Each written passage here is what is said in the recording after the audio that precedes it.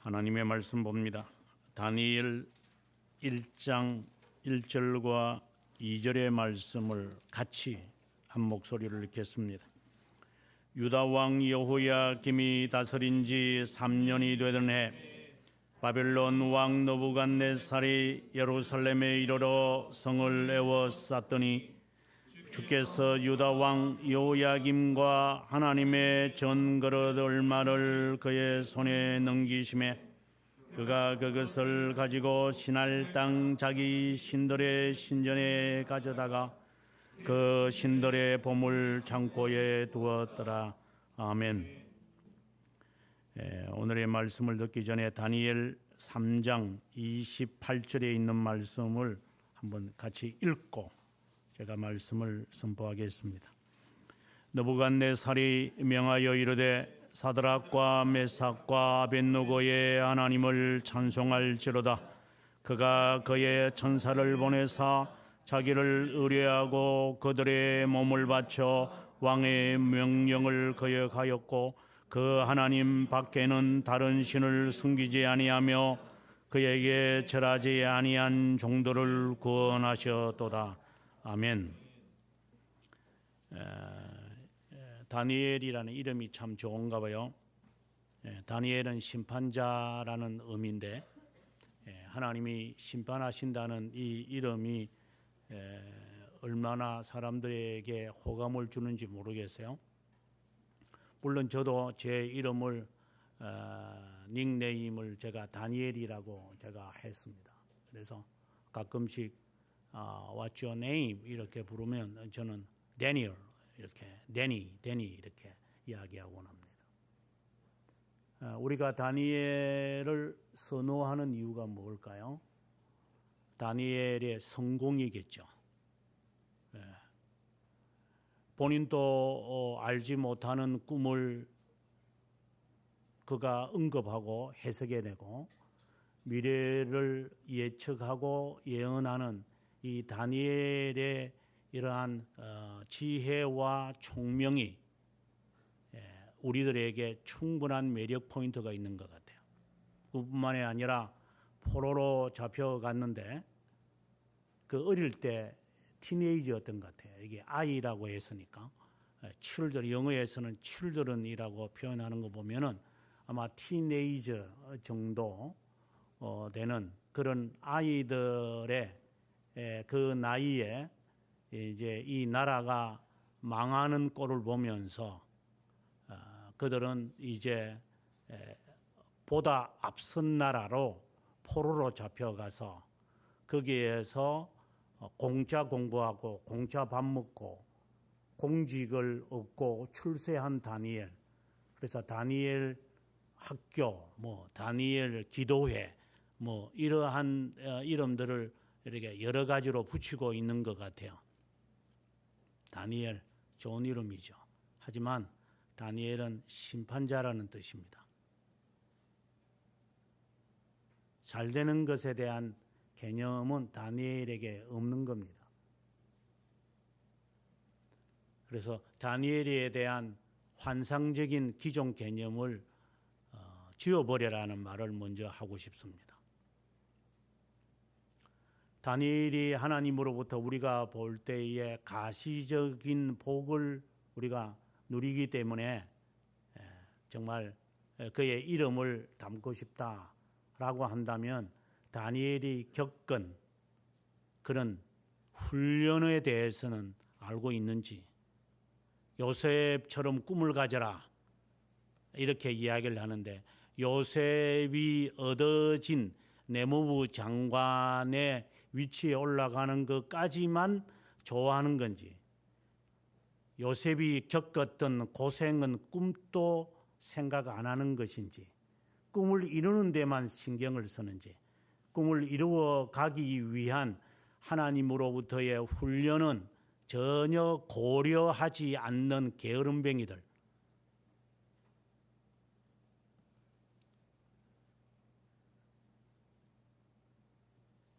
그렇게 훌륭한 사람이 되기까지의 어떤 훈련을 그가 받았느냐는 고려해 보았는가? 노예로 잡혀가서 형들에게 시기를 당해서 노예 머슴 생활을 하고 그리고 또다시 배신을 당하면서 그의 티네이저 때 잡혀갔다가 20대 중반이 되어서야 비로소 이루어가는 마치 몽테크리스토 백작의 이야기처럼 그 연단은 상상해 보았는가? 그리스도는 좋은가? 그리스도인이 되는 게 좋은가? 죄에서 자유한다니까 매력 포인트인가? 천국 보내준다니까 교회 다니는 게 좋은 것인가? 그러면 그리스도와 함께 죽어 본 적은 있는가?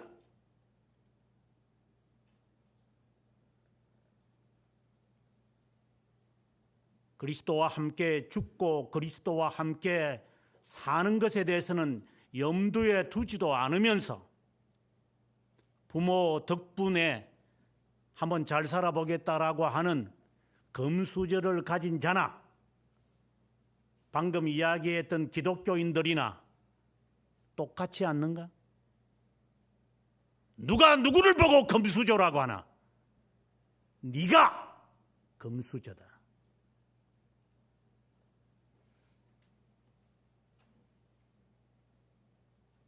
예수 믿으니까 병 낫고 예수 믿으니까 가정이 화해지니까 좋냐?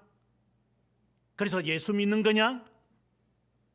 직장 달라고 기도하니까 하나님이 직장을 주고 합격해 달라니까 합격해 주고 병을 낫게 해달라니까 병 낫게 해주니까 예수 믿냐? 그게 금수저다. 예수를 위해 고생은 해봤냐? 예수님과 함께 십자가는 지어봤냐? 금수저로 환장을 하는 자들이 예수 믿는 자들 가운데 구더기처럼 많을 거예요. 무슨 흔적을 가졌기에 그리스도인이라고 하는 거예요?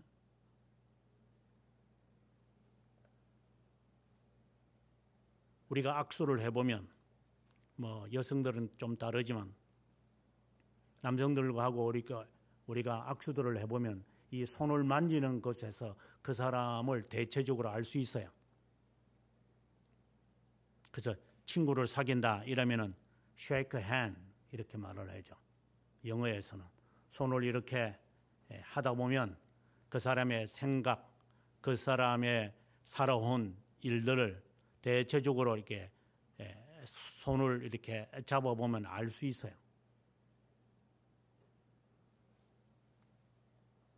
마치 동물들이 우리에게 키스하려고 입 맞추려고 우리에게 끙끙대는 게 아니라 우리의 냄새를 맡으면서 이 사람의 상태를 거의 다 파악을 해요. 그래서 이놈들이 엉덩이를 흔들다거나 엉덩이를 우리의 뒤에 하고 뒤로 이렇게 우리에게 보여주는 것은 자신의 굴복을 의미하는 거죠.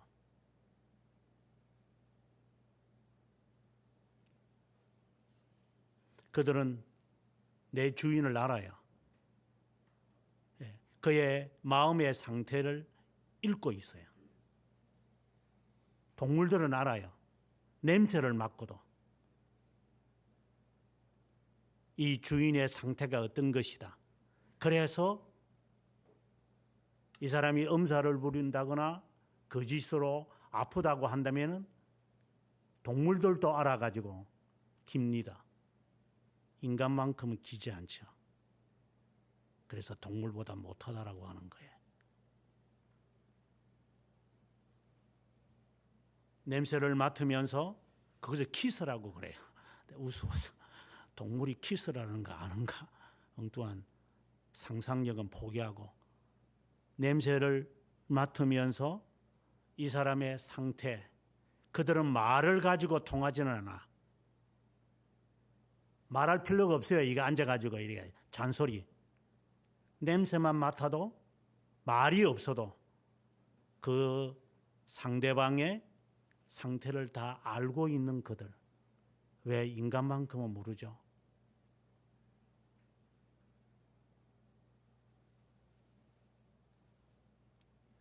이런 우리의 정체성이죠. 네. 이러한 무지하고 그것에 대해서 무관심한 우리들, 이러한 자가 예수 믿고 나니까 앞에 나서고 목사 되니까 존경받고, 이게 멋있는 거예요. 그리고 새벽에 나와서 핫바지 입고 절에 안 가도 되고 별 어려움이 없이 잘 지내는데 예수 믿으니까 좋은 일이 생기는구나. 그래서 예수 믿어라. 이런 식으로 우리는 신앙을 훈련을 받는 자들이 상당수일 거야. 그런 자들이 이제 세상에 나아가 버리면 뭘 배운 게 없으니까 신앙생활과 교회 안에서의 생활과 세상의 삶은 전혀 다른 삶을 사는, 마치 바람난 가족처럼 집에 오면은 그래 뭘 해줄까? 엄마가 무슨 음식을 해주면 좋겠나? 마음은 이미 다른 곳에 있으면서 그래 내가 돈 더 줄게. 네 돈 필요하지? 돈 더 줄 테니까 그거 가지고 맛있는 거 사 먹으면 되지. 엄마 바쁘니까 나중에 보자. 이 바람난 여편네.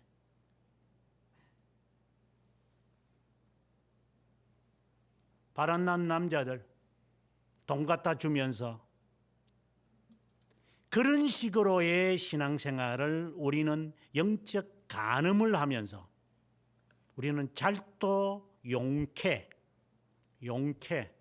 속이면서 배우자를 속이면서 상대방을 속여가면서 용케도 이 두 다리를 걸치면서 잘도 살아갑니다.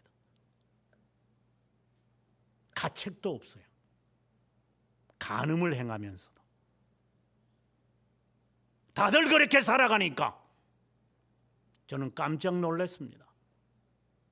한국의 드라마의 거의 90%는 스캔들의 이야기들이.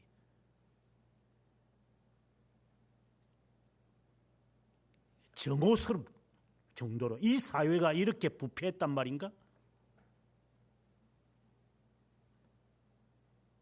보다 나은 드라마의 내용은 없나? 선호할 만하고 배울 만한 것이 없나? 배우는 것은 부모에게 거역하는 것 보여주고, 부모를 반대하는 것 자세, 자녀를 속이는 것, 보이는 것마다 그거야 이제 이게. 신앙생활 자체가 그렇게 돼버릴 정도로 그런 것만 듣고 그런 것만 보고 그런 것만 알고 있으니까, 그래서 흉내 놓으면 그 유행에 따라서 옷을 입어야 되고, 이 거짓된 이중적 삶을 살면서 용케 요령을 피우면서 잘도 살아가는 그리스도인도 아니고 유사 기독교인들.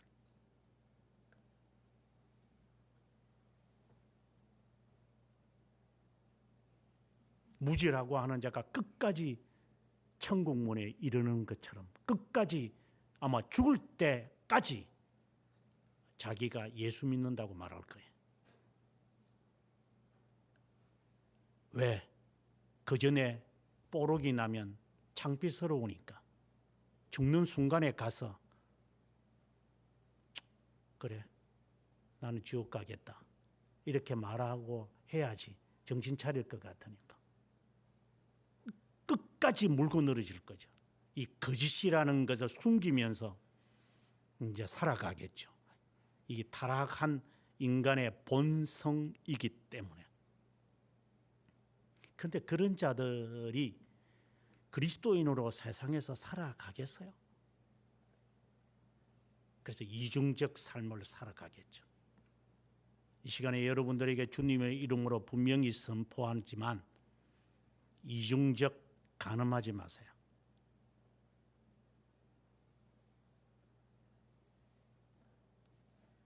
갈멜산에서 엘리야가 아합 왕 밑에서 거짓 선지자들을 향하여 외쳤던 말, 왜 머뭇거리느냐고. 선택을 하라. 하나님이 참 하나님이냐? 아니면은 바알이냐? 왜 머뭇거리고 있어 너희들? 그러면 그 하나님을 따라 살든지 아니면 우상을 따라 살든지 찹든지 덮든지 아니면 내가 토해버릴 테니까 자신의 정체성을 분명하게 정해놓고 살아라. 그것을 배우기 위해 다니엘을 사모한다면 그것은 올바른 선택이에요. 다니엘은 그런 존경을 받을 만한 노예로 잡혀온 어린아이가 어떻게 삶을 살았기에 하나님께서 그를 새3대의 왕조가 바뀌는데도 생존할 수 있었을까? 얼마나 그의 마음이 청렴했다면 하나님이 미래에 도래할 것까지 다 보여주었을까?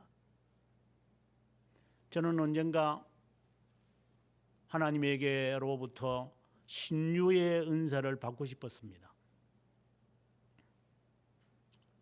신유의 은사라는 것은 치유의만 아니라 사람의 심성을 살피는 은사까지, 그 은사를 받고 싶어서 하나님께 기도한 적이 많았습니다. 제 모친이 그랬기 때문에. 그래서 그 테크닉을 제가 배우고 싶었어요. 저희 모친이 항상 그렇게 이 사태와 사람의 심성을 정확하게 보고 있기 때문에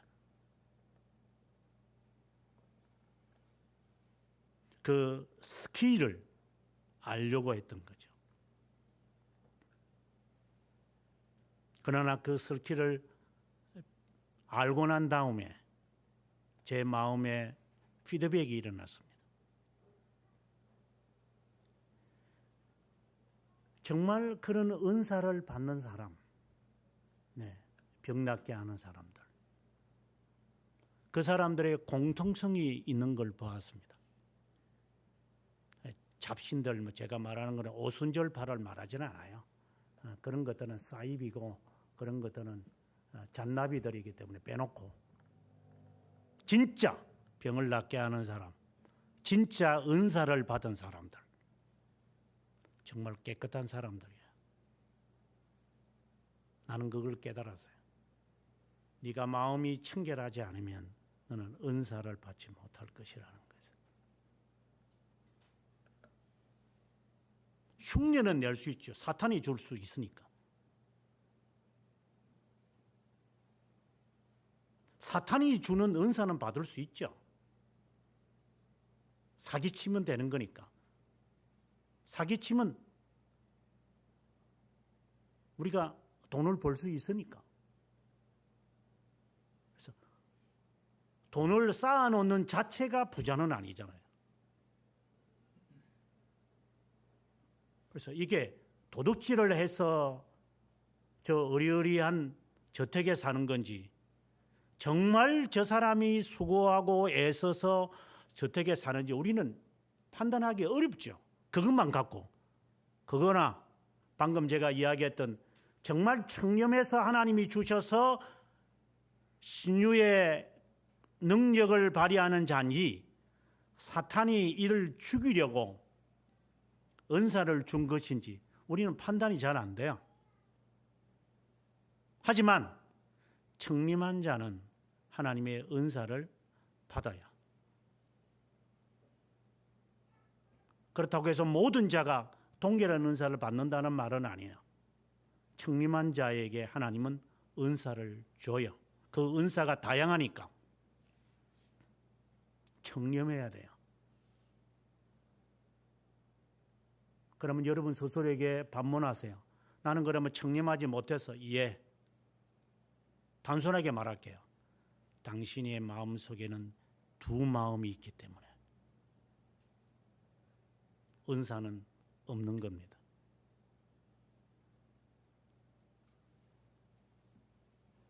기분 안 좋은 이야기지만 진실을 말한 겁니다.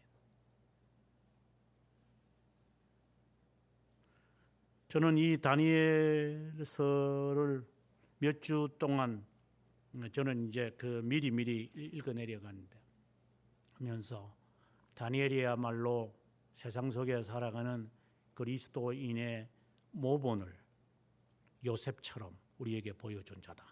저는 그렇게 확신을 갖습니다. 오늘 본문을 먼저 보면 그는 1절에서 그의 시기에 대해서 말합니다. 요야김 다스린 지 3년이 되는 해 나는 잡혀왔다. 이때가 기원전 605년.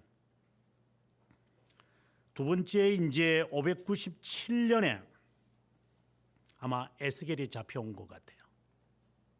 다음에 세 번째 이제 에스겔 33장에 보면 그때 예루살렘이 완전히 전멸됐습니다. 끝났구나. 이때가 586년. 낯선 땅에 온 것 같아요. 이 어린아이가 낯선 땅. 저는 어릴 때 제 꿈이 있었습니다.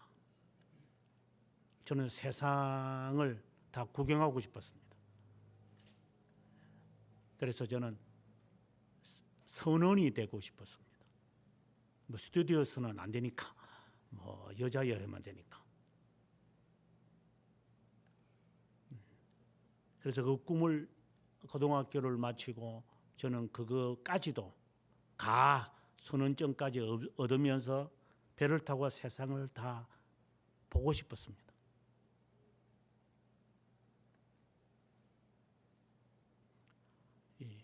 이 세상에 한번 직면하고 싶었어요. 깨지는지 깨는지 둘 중에 하나는 될 테니까 한번 해보고 싶다. 근데 그것이 이제 좌절되어서 이제 신학교로 방향을 들게 되었습니다만, 티네이저 어린아이의 이 나이에 낯선 땅에 잡혀온 그것을 1절에서 우리에게 암시하는 것 같아요. 그리고 2절에 와서 중요한 그리스도인이 세상에서 살아가는 중요한 하나의 알파와 오메가와 같은 단어가 등장을 합니다. 2절에 주께서. 느부갓네살이 쳐들어와서 히스기야의 실수로 보여주었던 이 모든 성전에 그리고 금은 보화들을 다 가져갈 것이라고 이사야가 예언을 했는데 그것이 이루어지는 것, 이것은 주님께서 그렇게 하게 하셨다라고 하는 것을 이 다니엘은 먼저 자신을 표현해내는 것 같아요. 하나님이 하신다. 하나님이 하셨다.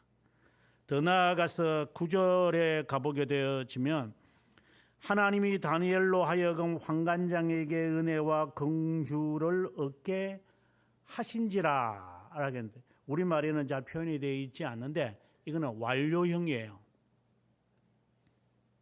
하셨었다.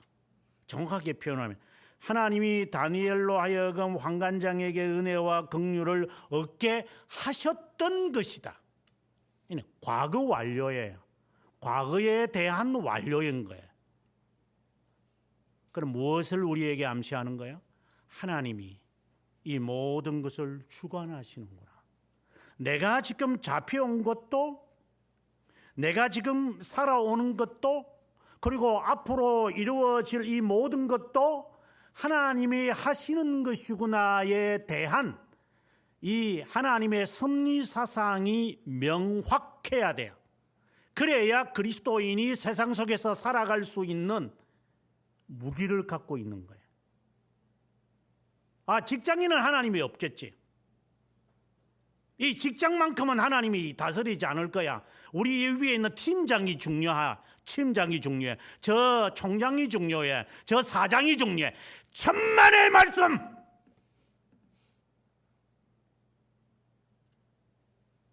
하나님이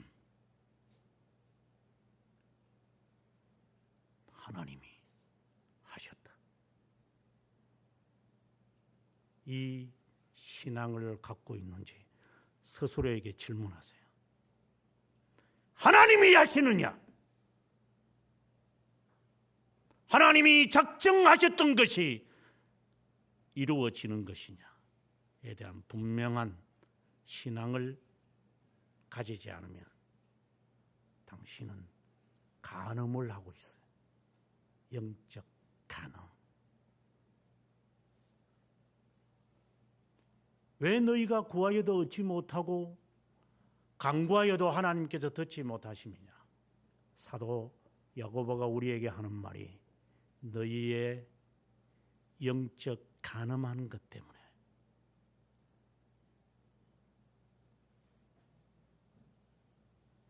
간음하는, 간통하는 자에 대해서 배우자가 좋아하겠습니까? 여기가 여인숙이냐? 밤만 되면 집구석에 쳐들어와가지고 새벽에 나가냐? 여기가 타가소냐? 경시를 당하는 게 당연하지. 안 계세요? 그러면 그 상대방은 뭐라겠죠? 내가 이래서 내가 집구석에 안 들어온다고. 도대체 누가 잘못한 거예요?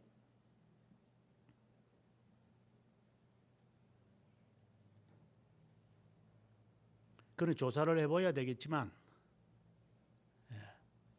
영적 간음을 하기 때문에 하나님께서 이 모든 것을 주장하시는 그 하나님께서 우리들의 간구를 안 듣는다라고 우리는 고백하는 거예요.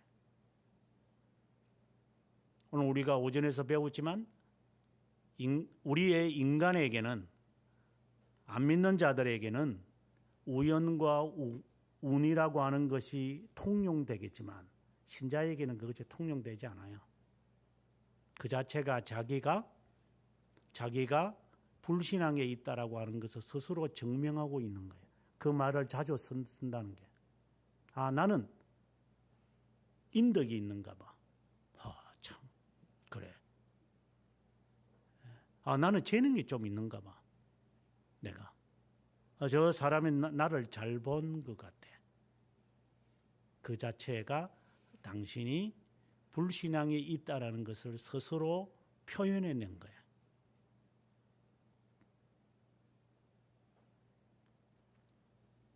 하나님이 주관하신다라고 하는 것을 세상 속에 살아가는 그리스도인이 분명코 정립해야 될 가장 중요한 겁니다. 하나님이 다스리신다. 최근에 계속해서 제가 보고 있는 책은 아니고 책일 수도 있는데 그 저스티스라고 하는 마이클 샌들이 쓴 것입니다. 하버드 대학생들한테 인터넷으로 강의한 내용이 이제 그게 선풍적인 인기를 얻어가지고 십몇 년이 지나고 난 다음에 책으로 나와서 한국에서도 유독 한국 사람들이 이 저스티스에 관해서 그래 관심이 많은 것 같아요. 그래서 한국까지 와서 강의까지 해서 얘가 돈 좀 많이 벌었죠. 그래서 뉴스가 나오기를 한국 사람이 왜 이 책을 그렇게 좋아하지? 왜 저스티스라는 말을 그렇게 좋아하죠? 세상 사람들이 의문을 가질 정도야. 한국 사람들이 저스티스를 왜 좋아해? 온 세상 사람, 그 미국인들도 그렇게 안 좋아하는 단어를 왜 그렇게 좋아하는 거야? 그래서 기자들이나 분석가들이 의문을 제시하는 거예요. 왜 한국은 그렇게 그 사람에게 이렇게 미친 듯이 좋아하는 겁니까? 왜 그걸 좋아하는 겁니까? 한국 사람들이? 정의로웠어요? 한국인들이 정의롭다라는 말을 하면 지나가는 강아지도 웃겠습니다. 부정부패가 가득한 나라지 정의롭다고 말을 하는 말을, 그러면 정의롭지 못하기 때문에 정의라고 하는 이 말을 좋아하는 걸까요? 천만의 말씀이죠. 분석가들에 의하면, 저희의 분석하고는 다릅니다. 분석가들에 의하면 한국 사람들의 지적 수준이 높대요.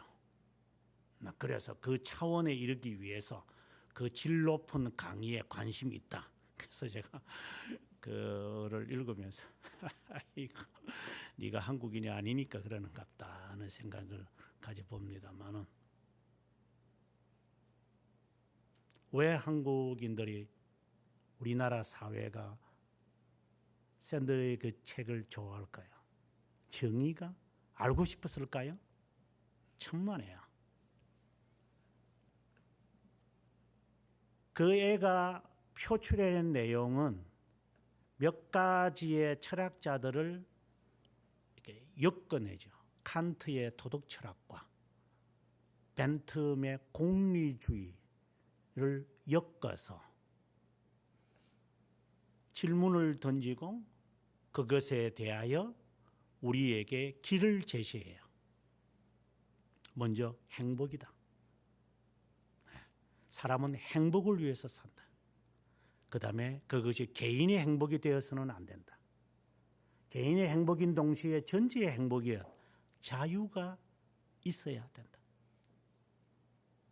정말 우리들 이 자체가, 한국 사회가 공리주의에 빠져 있기 때문에 많은 사람들이 좋아하면 다 좋은 거야. 그는 선의의 선, 우리에게는. 몇 사람이 좋아하면 안 돼. 그건 악이에요. 그건 악. 벤텀이 하는 이야기도 그런 이야기고, 그리고 그것이 이 사회가 좋아하는 것에 따라서 내가 따라가면은 그것은 선이 되는 거예요. 곧 행복이고, 그게 정의니까. 그래서 아파트 이름 바꿔도 괜찮아요. 그냥 장미 아파트보다는 로즈 멋있잖아요. 로즈 쇼도 잘 안 들어가지만 로즈 멋있습니다. 신도 브랜뉴보다 그냥 신도 빼버리고 그냥 브랜뉴, 혀도 진짜 부드럽게 이렇게 돌아가는 아파트 이름 좋을 것 같아요. 풍림이 아니라 그냥 이름도 모르겠지만 아이뷰인가 뭐 어쩌고야. 그것이 우리에게는 선이고 행복이고 자유이기 때문에 그가 주장하는 그 철학과 우리하고 맞은 거예요. 우리 사회가 공리주의에 빠져 있기 때문에 그걸 대변하고 있는 거죠. 이 신앙이 우리에게 스며들어오는 거예요.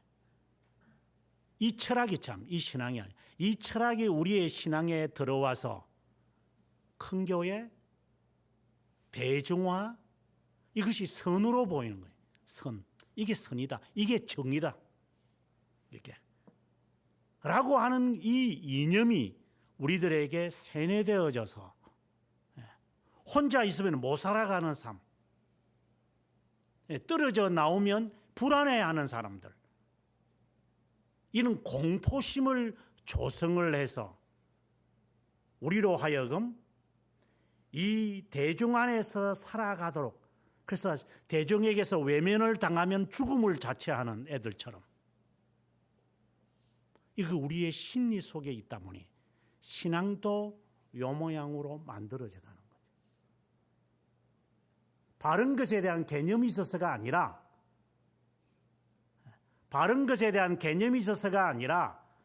다수가 바라는 것이 무엇이냐, 다수가 좋다고 옳다고 하는 것이 무엇이냐에 관심이 있기 때문에 그것이 그 책의 주제고 우리가 그것을 선호하는 거예요. 오늘 본문에 나오는 다니엘하고는 전혀 성격이 다른 두 번째 요인이 나타납니다. 4절에 가보게 되어지면 포로로 잡혀온 아이들 가운데서 3절 4절에서 왕족이라 그래서요, 귀족, 아마 출신이 다니엘이나 그의 친구 하나냐와 미사엘과 아사랴가 아마 귀족이지 않으면 왕족이었겠죠. 그리고 준수했다고 해서요, 흠이 없다, 뭐 나이가 어리니까 흠이 없겠죠. 그 말을 말하는 게 아니에요. 총명했다라는 말이야. 이게 보면 지혜도 통달하고 지식에도 통달했다 이렇게 되어 있는데, 이건 다른 말로 한다면 우리가 세상적인 관점에서 바라본다면은 이 아이들, 귀족들과 왕족의 출신들 가운데서 눈이 사팔떡이가 아니다 이 말입니다.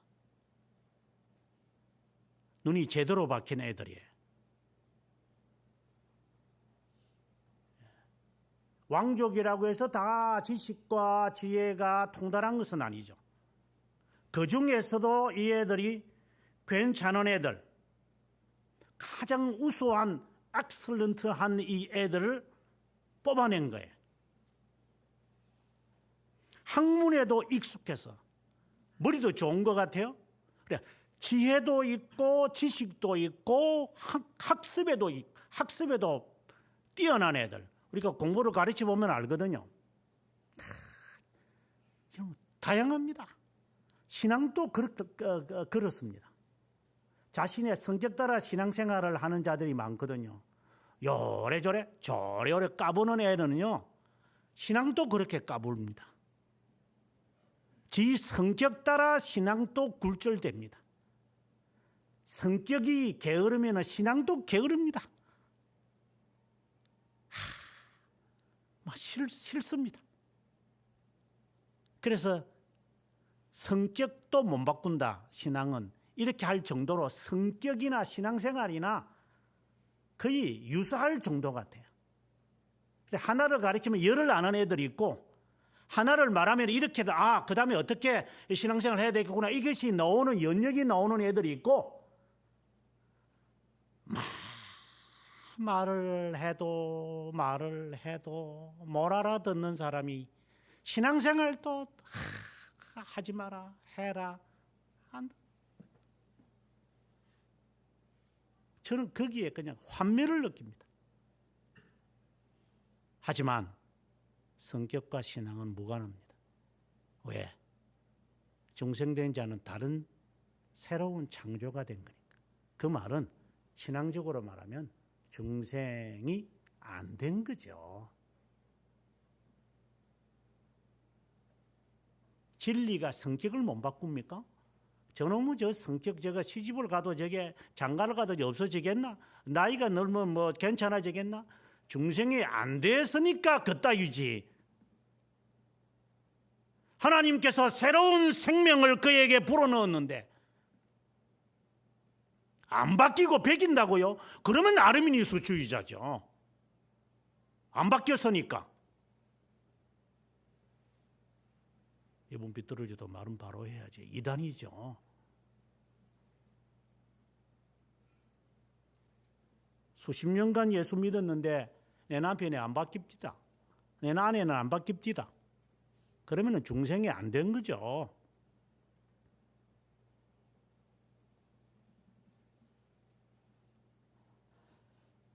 중생 안 됐다는 말은 듣기 싫고, 신앙이 사람의 성격을 못 바꾼다는 말은 방어 기제가 되고, 그래서 너 자유를 따라 행하라. 그럼 철학자의 말은 좋으니까. 그래서 샌더스의 샌들의 그 책이 좋은 거죠. 나를 인정해 주니까.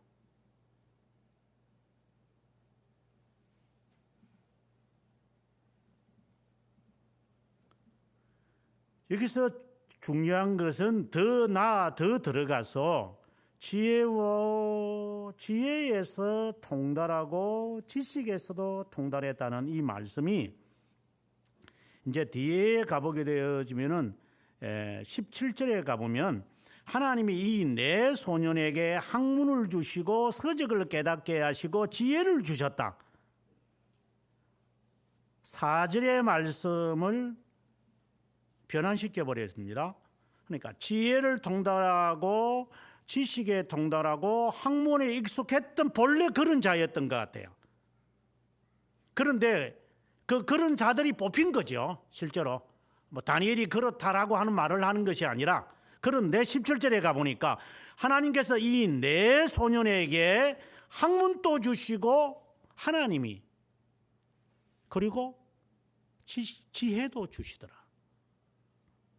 서적을 깨닫게 한다. 그래 지식을 말하는 거죠. 하나님이 그에게 주신 거예요. 이제 그다음 20절에 가보게 되어지면은 왕이 그들에게 모든 일을 묻는 중에 그들이 지혜와 총명이 온 나라 박수와 술객보다 10배나 나은 줄을 아니라.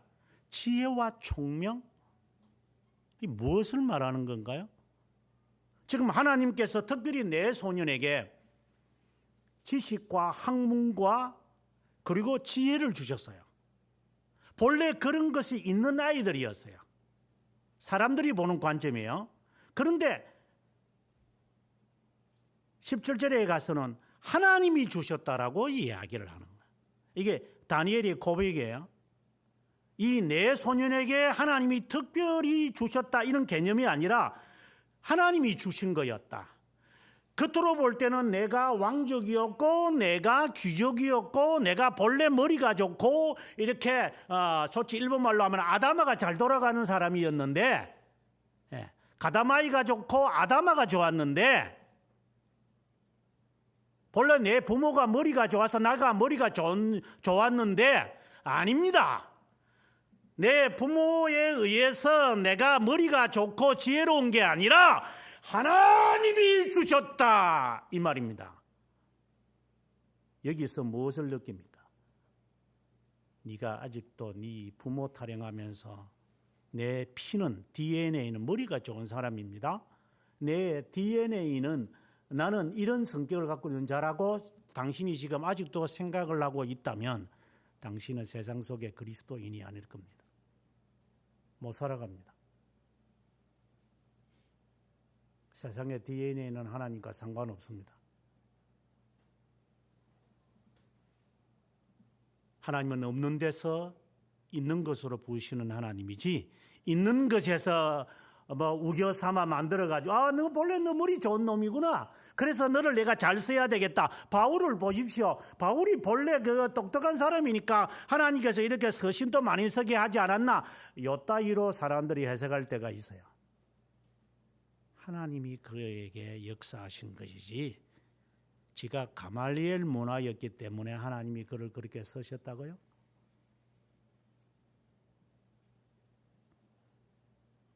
어디서 그런 말과 같은 해석을 합니까?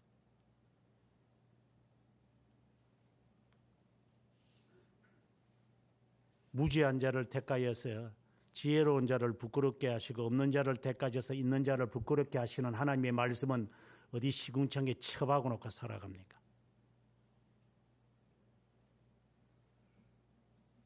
죽은 자를 살리시고 낮은 자를 높이시는 하나님의 역사가 있다는 말씀은 어디다가 쓰레기통에 버려놓고 살아갑니까? 누가 신분을 논합니까? 네 마음이 청결하다 청결하지 않다라는 말에 관심을 두지 않고 DNA가 이렇고 저렇고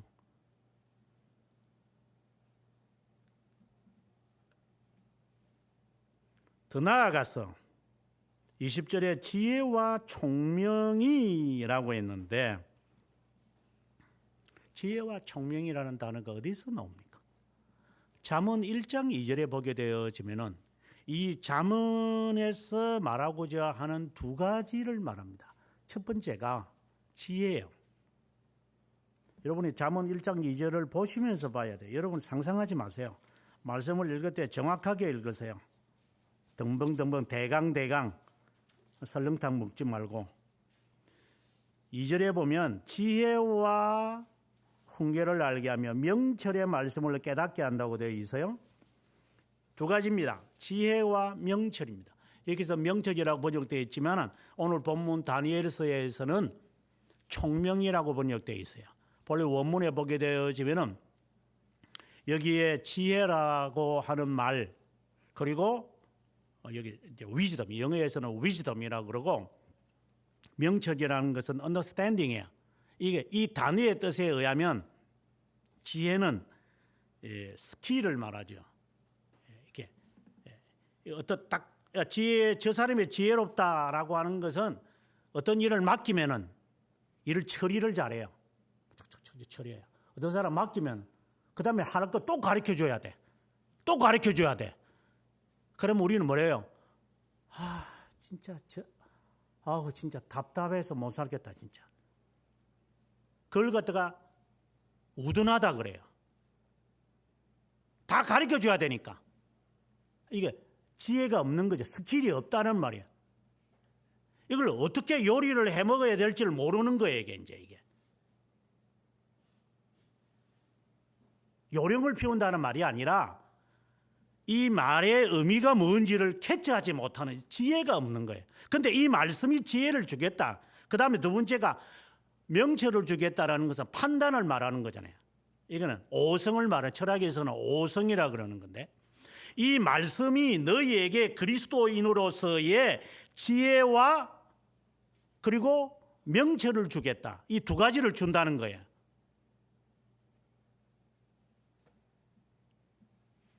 왜 지혜가 필요합니까? 우리가 다니엘이나 그리고 솔로몬이나 받았던 그 지혜 얻어서 공부 잘하려고요? 사업 잘하려고요? 내 일을 잘 처리하려고? 그래서 우리가 지혜를 강구하는 거죠. 그게 스킬이니까. 기술이기 때문에. 하지만 원어의 뜻은, 단어의 뜻은 그래요. 그러나 이것은 그리스도인으로서 가져야 할 품행을 말하는 거예요. 하나님의 자녀로서 너는 어떻게 품행을 가져야 되느냐? 그 지혜를 너가 얻게 될 것이다. 1장 2절에서 하는 말씀이 그거예요. 그리스도인으로서의 품행.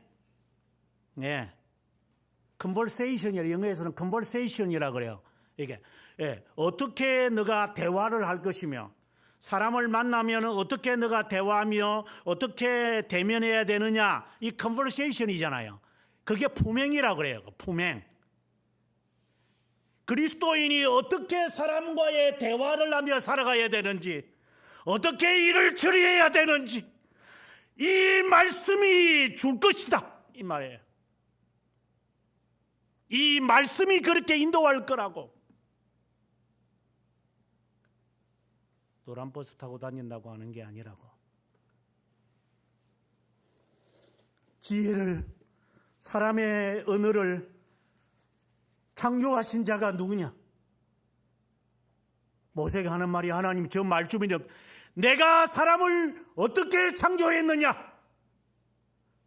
창조자 하나님이라는 것을 내가 믿느냐? 모세에게 하나님이 꾸짖는 거예요.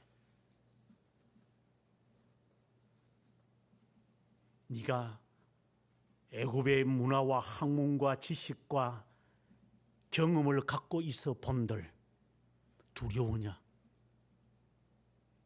내가 너를 창조했다. 첫 번째 요인으로 또 돌아가야 돼요. 그 하나님이 지혜를 줘요. 어떠한 태세를 가지며 살아가야 하는지. 다윗이 대표적인 인물이었고, 그리고 난 다음에 명철을 얻을 것이다. 이것이 옳은 것인지 저것이 그런 것인지, 제가 알겠습니다. 이것을 먹어야 하는지 이것을 뱉어야 하는지, 지금 내가 해야 되는지 하지 말아야 되는지, 하나님이 명철을 줄 것이다. 무엇으로? 이 말씀으로. 그런데 이 말씀을 읽지도 않아요. 그런데 세상에서 그리스도인으로 살아간다고요. 그래서 영적 간음을 행하고 있는 거예요. 여러분이 지금까지 그렇게 살았어요. 세상의 스킬을 알려고 그래요. 세상의 지혜에 투자를 하지요. 배우려고. 수백만 원을 투자하고 수십만 원을 투자하고 시간을 투자하고 그거 배우려고, 영어 하나 배우려고 아침 6시에 일어나가지고 그것도 또 열심히 간다. 또 그러면 또 영어가 되는 줄.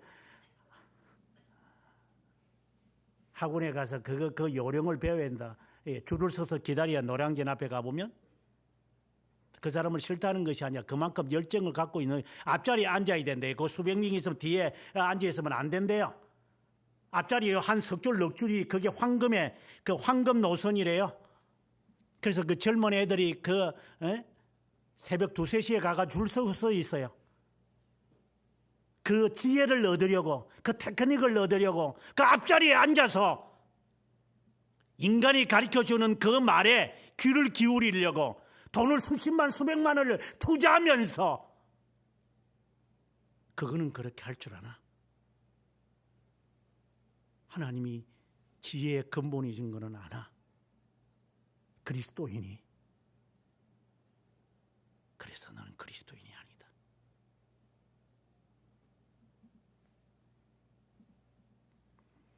더 중요한 것은 2절의 말씀을 계속해서 보면 지혜와 훈계를 알게 하며 명철의 말씀을 깨닫게 하며, 지혜에 따라오는 게 있어요. 훈계예요. 훈계가 뭐예요? 사랑하는 자식에게 징계를 내린다 그랬어요. 히브리서 12장에. 지혜를 얻고자 하십니까? 훈련을 받으십시오. 지혜는 그냥 이루어지는 게 아닙니다. 너희가 나를 따라오려거든 자기를 부인하고 자기 십자가를 지라, 훈련을 말씀하는 거지요. 그리스도인으로서 세상에서 살아가고 싶습니까? 정말입니까? 훈련 받으십시오. 훈련이 길면 길수록 괜찮습니다. 훈련도 하지 않으면서 앉아서 말장난을 하고 있는 자들. 그래서 처칠이, 어릴 때 제가 읽으면서 처칠의 차이점이 있다면, 지금 앉아가지고 그 영국 애들 말장난 잘해요. 뭐 지금도 국회에 가보면 막 사태질을 하고, 지금에 와서는 지금 그 수상이 코로나 입장에 있는데 파티에 가가 놀았다. 그러니 너 그만둬 하니까, 왜 내가 그만둬? 코로나 정책 잘하고 있는데 하면서 제가 보면 이게 애들 그 말장난을 얼마나, 영국 애들 본래 이게 말장난 잘해. 그래서 문학이 발전한 거예요. 이게 말도 잘해 이 애들. 굉장히 논리적이죠, 이 애들은. 그 훈련이 돼 있는 애들이에요, 이 애들이.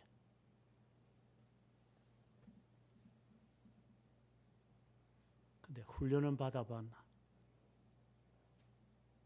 훈련을 받아봤나? 말쟁이 자체가 나쁜 것은 아니죠.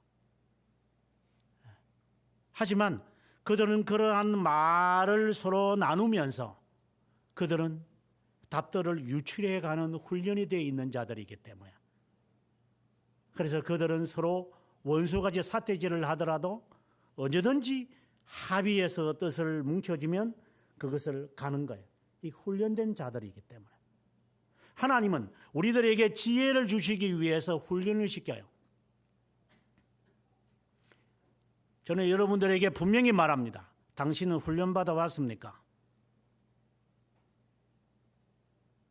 어느 교관에게 받아봤습니까? 어느 목사한테 신앙의 훈련을 받아봤습니까?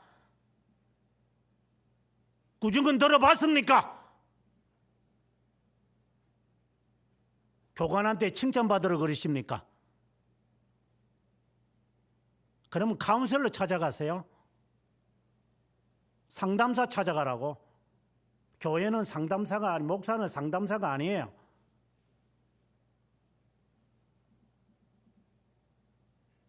그러면 다니엘은 어떤 훈련을 받았는가요? 한번 볼까요?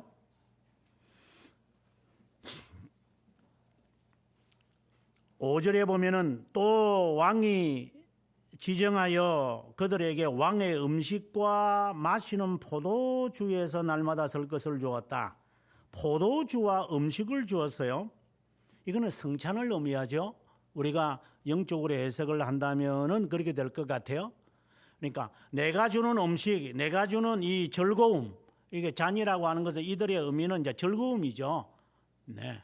그래서 음식은 배가 불러야 되고, 그래야 포만증이 생겨야 되고, 그 다음에 이 술을 마시면서 흥얼흥얼 하면서 이렇게 흥이 따라와야 되잖아요. 그래서 잔치에 술이 빠지면 되겠냐? 가나 혼인 잔치에서도 그 정도니까 사람들이 즐거움이 따라와야 되겠죠. 그걸 제공하는데 이들이 그걸 거부하는 거예요, 이제. 이게 훈련의 한 부분인 거예요. 당신은 거절할 수 있습니까? 왜 이들이 거절합니까? 레위기 11장에서 우리는 그 답을 찾을 수 있고 신명기 14장에서 불결한 음식은 너희들이 먹지 말라. 이 어린아이들이라도 알고 있었던 거야. 아하, 불결한 음식은 제사장 이방신에게 드려진 것이나 불결한 음식 맛있다고 다 먹나? 제보고 어떤 분들이 그래요. 목사님 곱창 그래 맛있는 거 그렇게 안 좋아. 그럼 맛있다고 다 먹냐? 아이 고소하고 막 냄새. 그럼 고소하고 냄새 좋으면 다 먹냐 니는?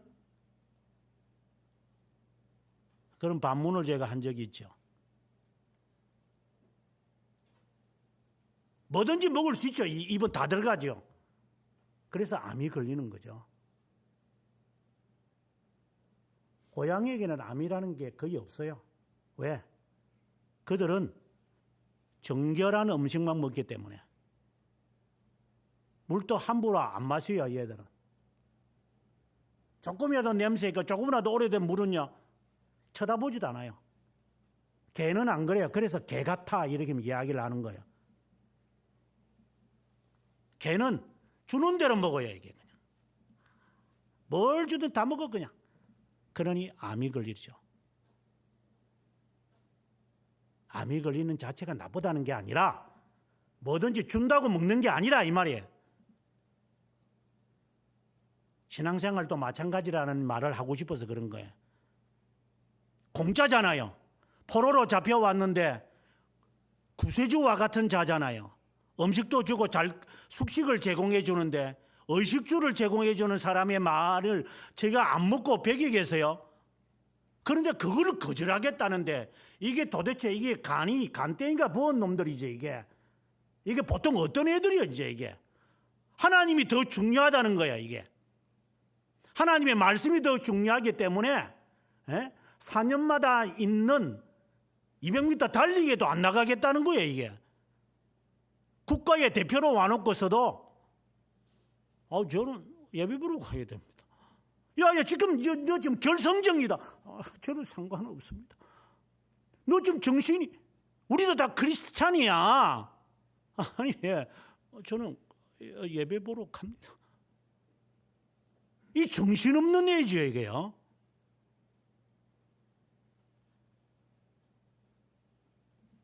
그렇다고 직장 그만두고 교회 오라는 말이 아니라 지혜와 명철이 있느냐를 제가 묻는 거예요. 훈련의 하나의 부분이기 때문에.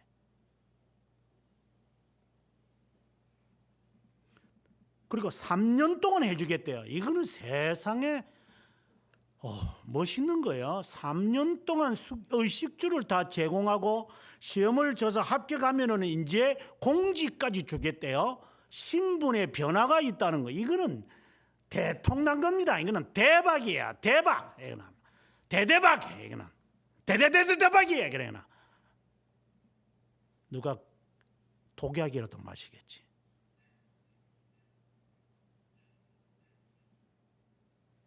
안 마실 인간이 몇 명이나 될 것 같아요.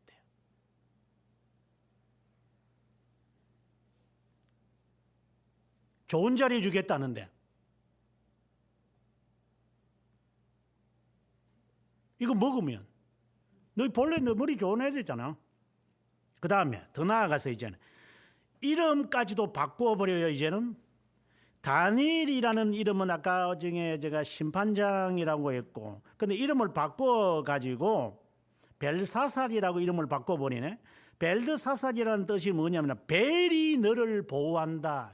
벨이라는 귀신 이름인데 벨이 너를 보호한다라는 이름이에요. 그 다음에 두 번째 하나냐라고 했는데 하나냐라는 이름은 하나님께서 우리들에게 자비함을 베푼다라는 뜻인데 이걸 이름을 바꿔가지고 사드락이라고 했는데 그 귀신의 하나인 아쿠라고 하는 아쿠의 명령을 들어라라는 뜻으로 바꿔버려요. 그러니까 하나님이 너에게 은혜를 주고 자비를 주는 게 아니라 아쿠가 준다 이 말을 바꿔버려요. 미샬이라고 하는 미사엘이라고 하는 이름의 뜻은 하나님이 어떤 분이냐라는 뜻이에요. 미사엘. 그런데 메삭이라고 뜻은 아쿠가 어떤 분이냐. 교묘하게 이름을 바꿉니다.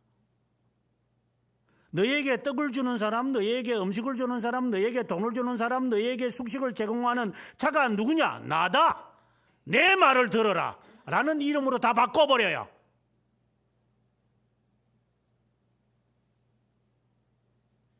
아사랴라고 하는 이름의 뜻은 주님이 돕는다라는 뜻인데 여기에 아벤노고라고 7절에 되어 있는데 아벤노고라고 하는 것은 너고의 도움을 받으라. 하나님이 돕는 게 아니라 너고가 돕는다. 그래서 아쿠가 돕고 너고가 돕고 베일이 돕는다. 왜? 느부갓네살이 너희에게 음식 준 거잖아. 느부갓네살이 너희에게 즐거움을 주는 거잖아. 느부갓네살이 너희에게 모든 걸 주는 거잖아. 누구 말 들을래? 하나님? 아니면 내 말 들을래? 여러분 어쩔래요?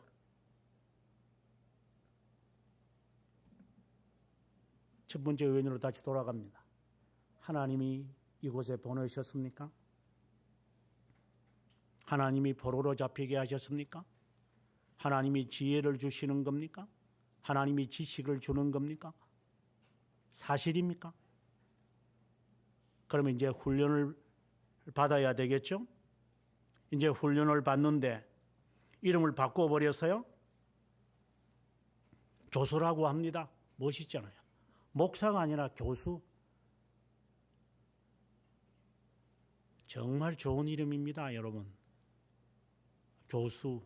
사회에서 교수, 멋있는 일, 최고의 존칭어 같아요. 교수님, 교수. 꼴값들을 하는 애들이지만 뭘 교수해요? 지식을 팔아먹는 놈들이지. 연구를 하지 않은 애들이 교수라고 그래요.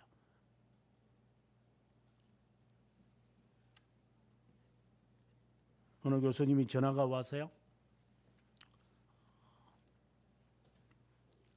제가 지난 오후 때 여러분들에게 이야기했던 제가 우리 학교에서 제가 그래도 학자라고 생각하는 사람은 딱 한 사람이다 라고 했는데 그분이 그때 이야기를 들었는가?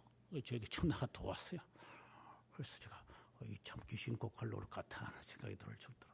그래서 나 교수 잘 있느냐고 해서 예, 잘 있습니다.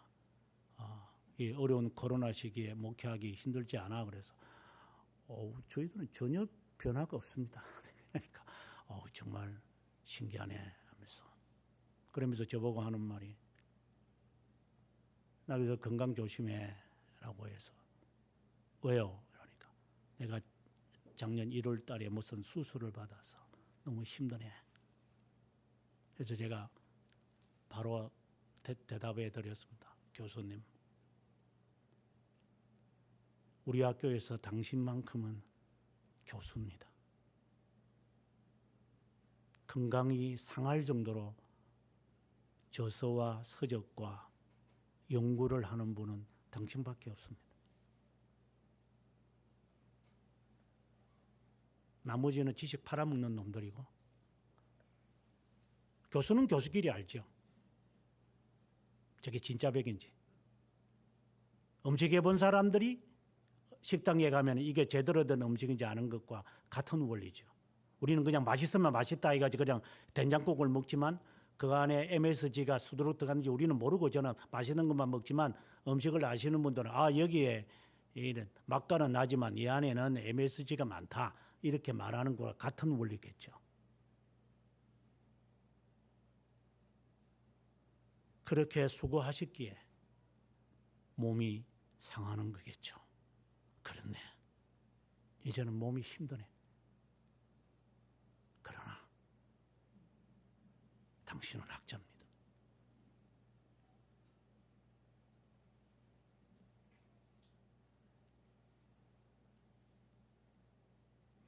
그 다음에 단계에 가서 어떤 훈련을 그가 받았는가는 더 큰 시험을 받는데 8절에 가보면 다윗은 뜻을 정하여 왕의 음식과 그가 마시는 포도주로 자기를 더럽히자.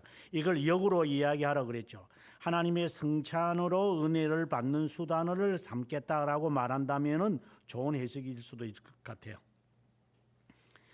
그리고 자기를 더럽히지 않으려고 이제 9절에 갔을 때 하나님이 8절과 9절 사이에 8절과 10절 사이에 이제 9절을 넣어서 하나님이 은혜와 긍휼을 얻게 하셨었더라. 다니엘은 복선을 우리에게 깝니다. 하나님이 이미 하셨다. 환관장에게 내가 말을 해서 되어진 게 아니라 하나님이 먼저 그에게 우리에게 호의를 베풀도록 역사하셨다라고 하는 것을 우리에게 말하는 거예요. 그분이 하신 거예요. 그리고 그는 자신감을 얻어서 10절에 가서 환관장들이 두려워하자 12절에 그는 말합니다. 열흘 동안 시험해 보십시오. 저는 여기서 다니엘에 대한 이야기를 하고 바로 이어서 17절에 가보면 내 소년에 대한 이야기가 나오는데 나중에 여러분 2장과 3장을 보시면 알지만 지금 꿈 해석을 위해서 이 다니엘이 친구들에게 이야기를 해요. 친구들에게 이야기를 해서 내가 이것을 해석해야 되겠다고.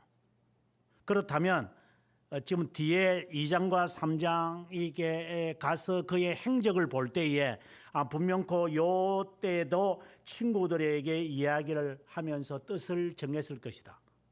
야, 우리 먹지 말자. 뜻을 정하자. 그때 그 친구들이 함께 그래, 다니엘, 우리 그렇게 하자. 저는 이 모습이 너무나도 아름답다.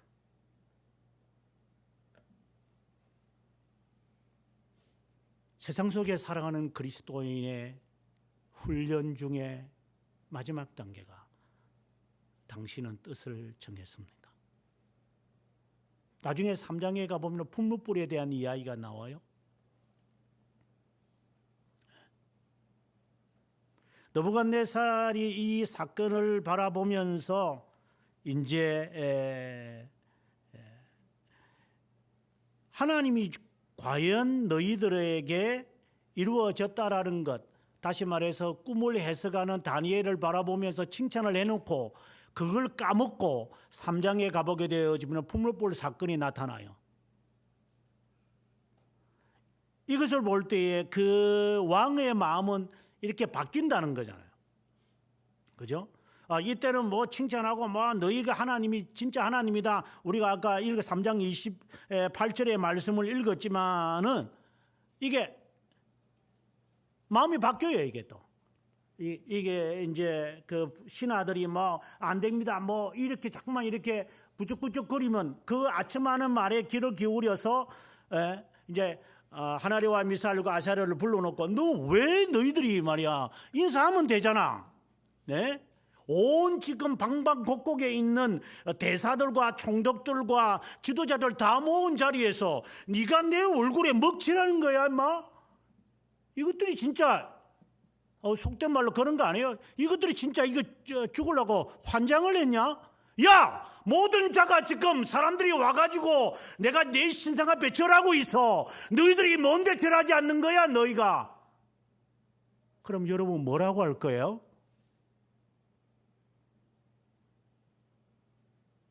거기에 노 할 사람 있어요? 여기에 한 명이라도? 공짜 밥 먹는 주제에 내가 오늘부터 너 레이오프 시키면 너희 바로 거리에 나앉아. 내가 돈 주는 자야. 내가 사장이야. 내가. 내 말 들어, 내 말. 여러분 뭐라 할 거예요? 예, 알겠습니다. 이거는 당연한 거잖아요. 그런데 이들은 어떻게 해요? 하나님이 풀무 뿌려서 우리를 건지시겠죠. 더 이상 묻지 마십시오. 안 건져도 됩니다. 우린 죽을 겁니다. 내 신앙의 양심이 어기는 것보다 부귀 영화보다도 중요합니다. 그 신앙의 결단을 할 수 있어요, 여러분들이?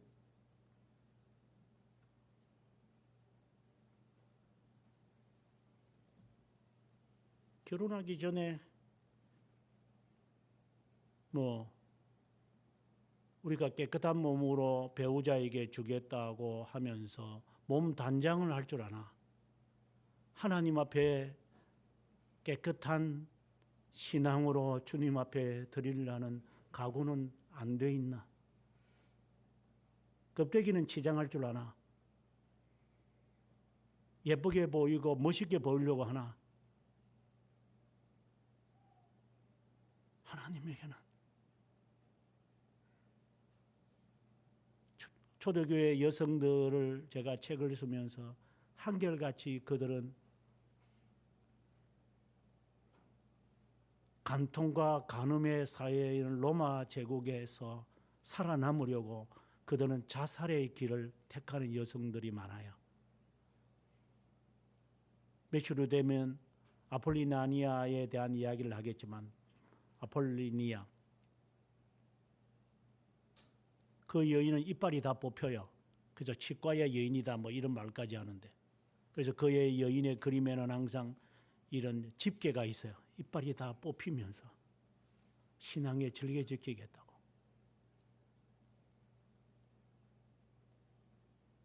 순전한 몸으로 하나님께 드리고 싶은 마음 그것은 없나?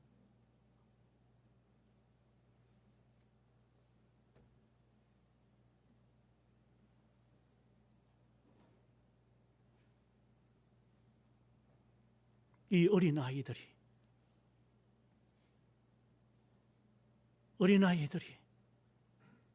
어디서 배웠기에 뜻을 청하고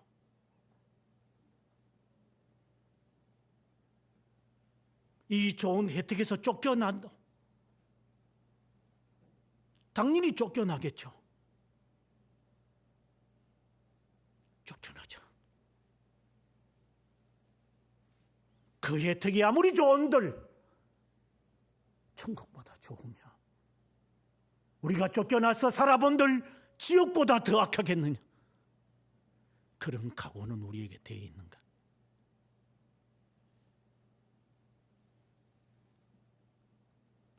그럴 때 하나님이 이제 그들에게 20절에 지혜와 총명을 주시는 거예요. 세상 속에 살아가는 자가 지혜와 총명이 필요합니다.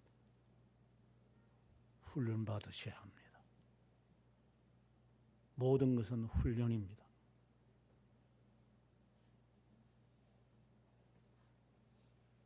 훈련을 정말 받기를 원한다면 이 혜택이 누구에게서부터 오는지 분명하십시오.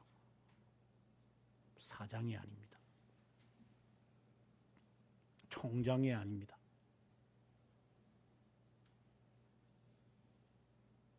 그것 때문에 직장을 쫓겨나면 됩니다. 뜻을 정하지도 않은 자에게 하나님께서 지혜와 명철을 주신다고요? 그는 거짓말입니다. 은사를 받겠다고요? 그는 사탄이 주는 은사입니다. 은사를 받아본 자가 하는 말입니다. 거짓 은사 행동하는 자에 대해서 대체적으로 알아요.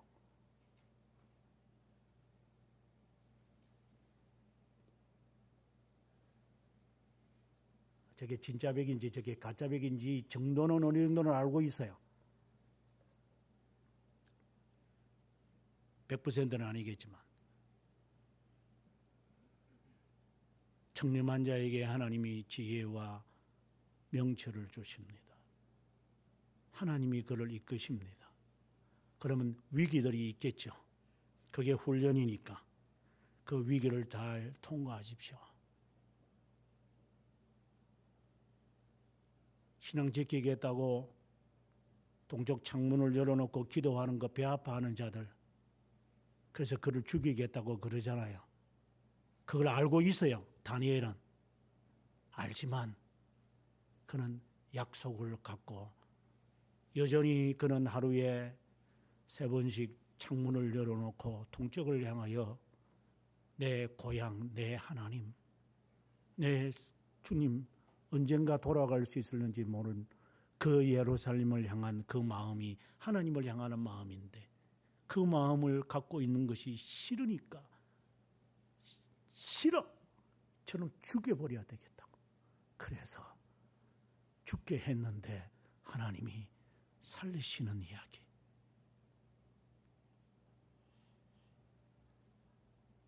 주님의 이름으로 여러분에게 묻습니다. 당신들은 그런 결의를 마음을 정했습니까? 본문의 말씀을 좀 더 정확하게 읽으려면 9절의 말씀에 보면 하나님이 다니엘로 하여금 환관장에게 은혜와 긍휼을 얻게 하셨었다. 과거 완료라고 했어요. 그런데 얻게 하셨다 라는 말씀인데 이를 좀 더 정확하게 본문을 해석을 하라면 하나님께서 결심하셨다는 거예요. 과거에 이미 하나님께서 환관장에게 이미 하나님이 환관장에게 은혜와 긍휼을 얻게끔 하나님이 이렇게 마련해 놓은 거예요. 결심한 거예요. 결의한 거예요. 하나님이 결심을 했어요. 그래서 다니엘이 뜻을 정하는 거야.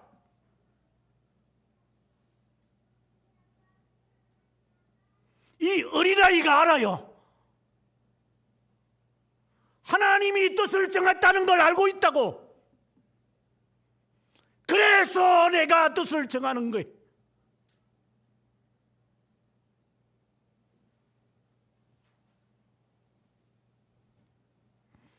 이 어린아이도 알아요. 나이 수십 살 처먹어도 모르는데 하나님이 결심하셨구나. 하나님이 이 모든 것을 이미 어레인지 하시고 나에게 은혜를 베푸시려고 환관장도 이미 변화시키기로 결심하셨구나. 그분이 결심하시고 뜻을 정하셨구나. 그래서 나도 뜻을 정한다. 이것을 8절과 10절 사이에 9절의 내용을 집어넣는 거예요. 내가 뜻을 정했으니까 된다 하는 것이 아니라 하나님이 저를 여기 보내셨어요. 하나님이 왕이 우리를 선출하도록 하셨어요.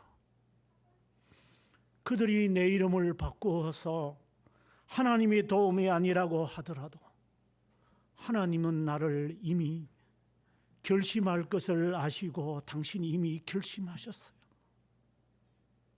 남들 결심을 안 할 이유가 뭐가 있지? 이미 하나님이 하셨는데.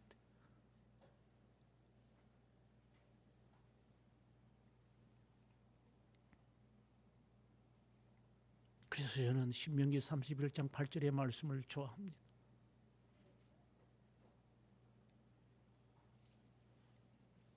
모세가 이스라엘의 지도자들을 모아놓고 하는 말이 너는 두려워하지 마라. 제가 유학 시절의 위기 때마다 떠올렸던 말씀입니다. God is ahead of you. 주님이 먼저 가 계신다.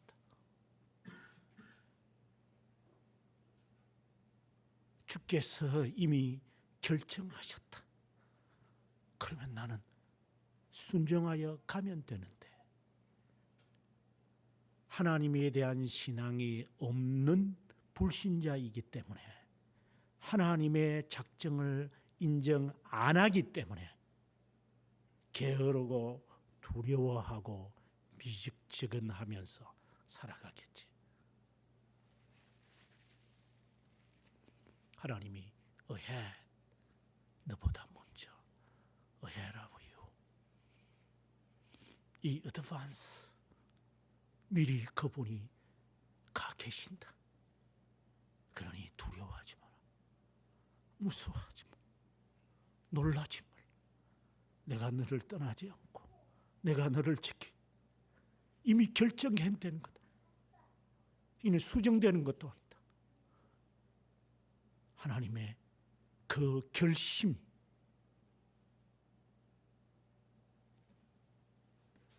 여러분 하나님을 믿으십니까? 하나님의 작정을 믿으십니까? 하나님의 결심을 믿으십니까?